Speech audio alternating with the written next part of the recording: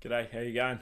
With any luck, this video should be a hut rebuild of a little biv in the Tararua called Winchcombe Biv. And how I became involved with this was, well, I actually met a man on Instagram.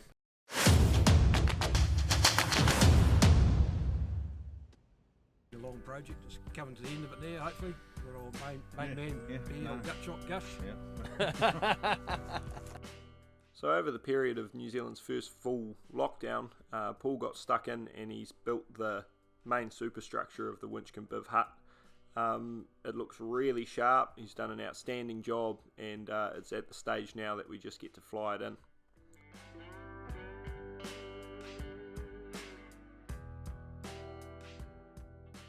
So we're up at the Winchcombe Biv site, which is just down behind me, and we're just doing the poles today. So we've got our crew, it's just a big day mission.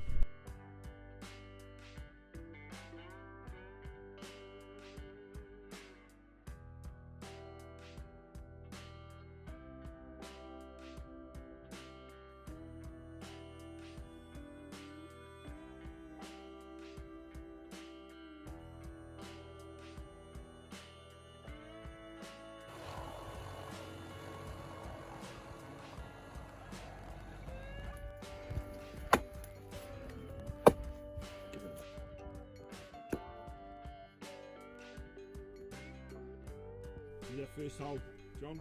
First hole? Yep. Here we go. Breaking ground. We were going to get Jacinda in to do it. Okay, John, you've organised this whole hut build. Yep. How'd you go about it? Well, I started up a group of ex-Forest Service bloody deer cullers and hut builders and whatnot. We've called ourselves the ex-NZFS. And this particular build here, Winchcombe, it's the third one on site. And I formulated the idea probably 7 years ago about doing it. So it's been a long process getting to the stage we're at now. So the first bivvy was built by the Forest Service for animal control for the late 60s. I'm unsure who actually built that. That was swapped out in about 83, 84 for a stand-up two-man bivvy. And we were still deer culling in here then. Yeah, about 89 roughly, 88, 89. Doc had an idea of removing a lot of the huts throughout the Tararuas, and so the Winchcombe number 2 was taken down. So since then there's been nothing here, and it's been quite a wilderness area. There's a long way from nowhere around here, and there's a few people come to grief over the years, so no, it's going to be important for saving lives, and it's going to get a lot of use from people.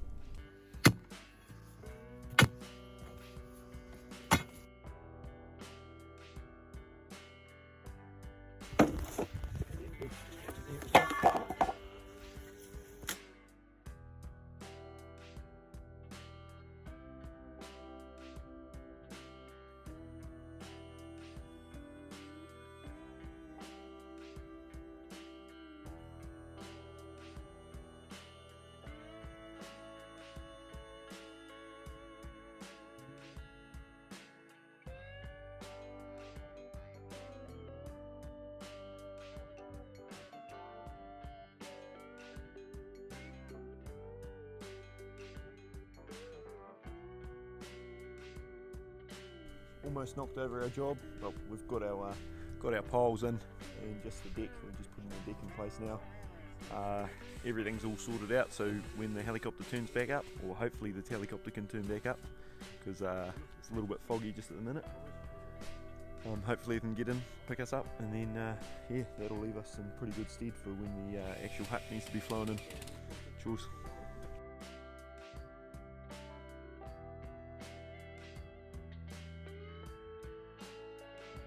Yeah, you'd be happy with that, John? Yeah, that's pretty wrapped. Stage 1's done, isn't it? Thanks to you all. Been a cracker day. With the foundations done, we left the concrete to set and kept a close eye on the weather. And that weather window has finally opened up and we're good to go.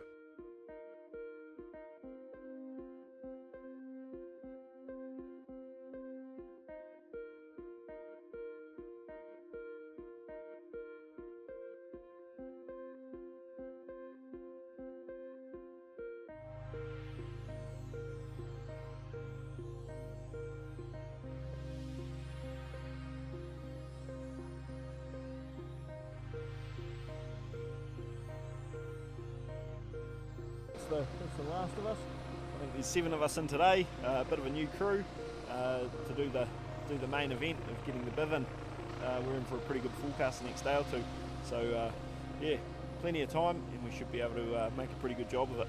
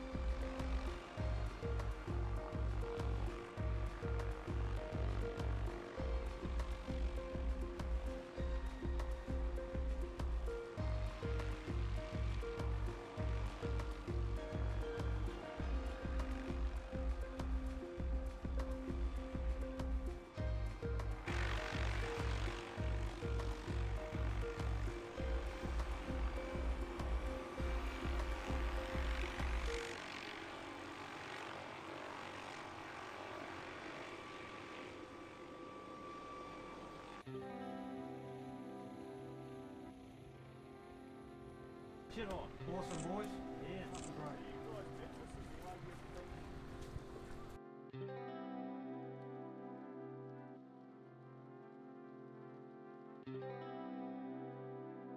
Enjoy one of these. Yeah. Ready, Buzz? Look at that, eh? Yep. Yeah.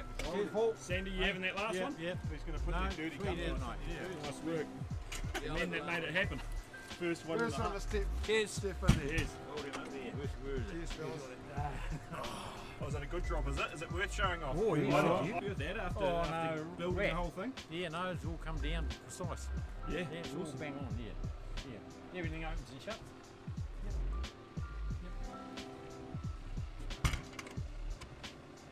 Sweet as.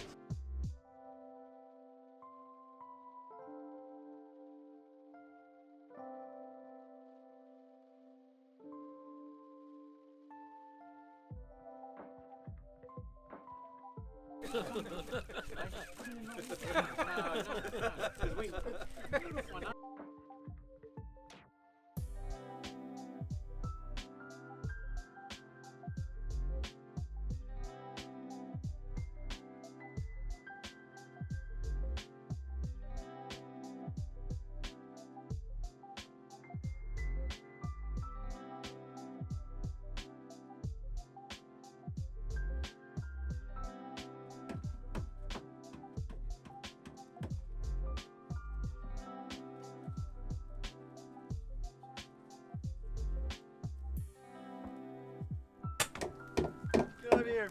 Hold something. Oh. Sorry.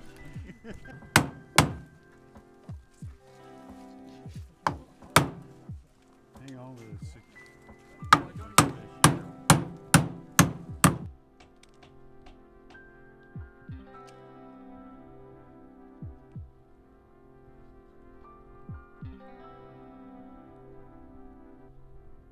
The lads have given me free rein to go and look for the stag that John spotted. So it's a little after 2:30 in the arvo, and it gets dark around 6 at the moment. So I'm going to make the most of the last few hours, see if we can close some ground.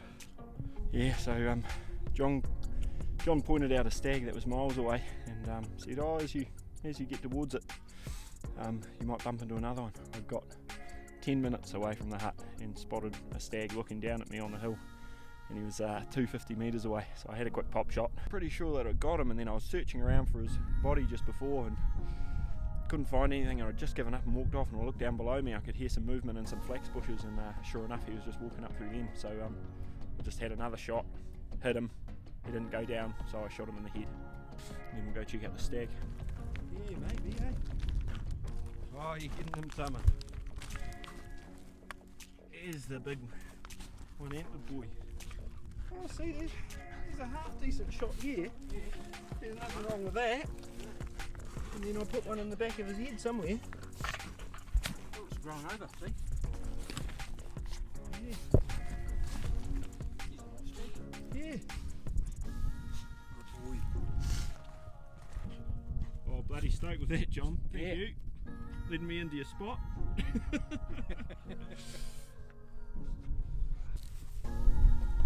Mother's going to stand up, carry this out. I said Mother's going to stand up. She's not going to be pretty, but she's going to happen. You got it. Here we go.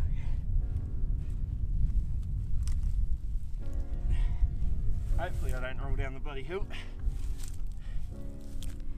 You beast. We'll see if I can get it back, and then I'll claim the title of beast. But I'd say she must be, what do you reckon? At least 60. Oh no, and then some. Between 80 and 90 that I'd say. Yeah.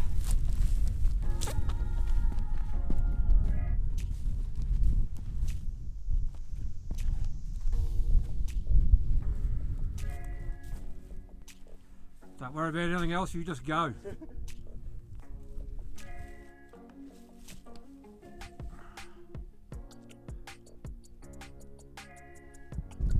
Yeah, I bit off more than I could chew.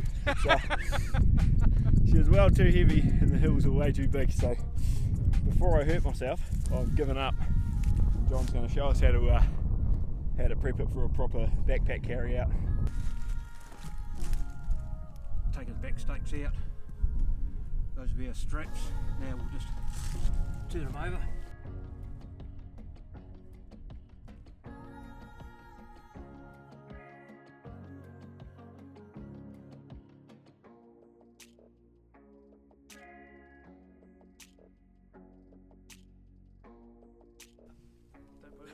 That won't be in the video, mate.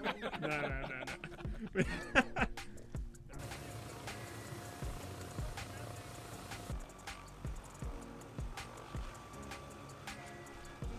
The lads that were just doing the one dayer, they've headed back, and there's 4 of us left now, and I've just set up my pit for the night.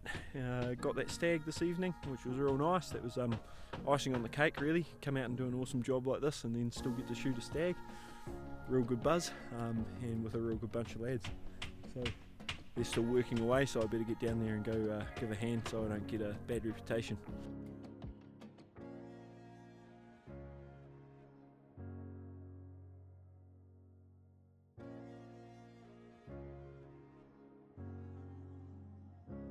Oddly made a dangerous bear. The chipper proved he was keen and willing. The goat had long years of killing. The chipper got the goater up the hill. The goater found the stags to kill.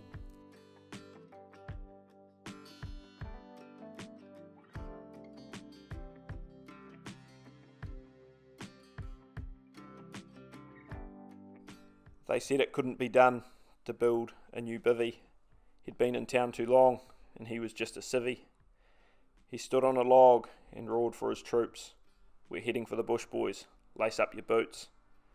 The powers that be thought they'd spoil his fun. They couldn't be any more tougher. But they'd never been up against a grizzled Tararua hunter. Helicopters flew, hammering and sawing.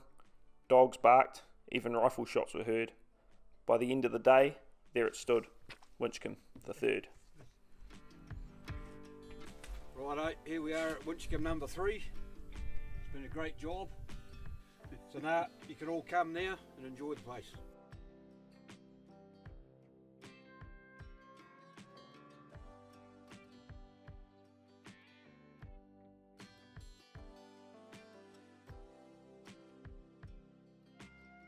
just like to shout out for all the boys that have come on board and bloody helped fulfil this dream, if that's what you want to call it. So I've had some bloody good guys come along and help.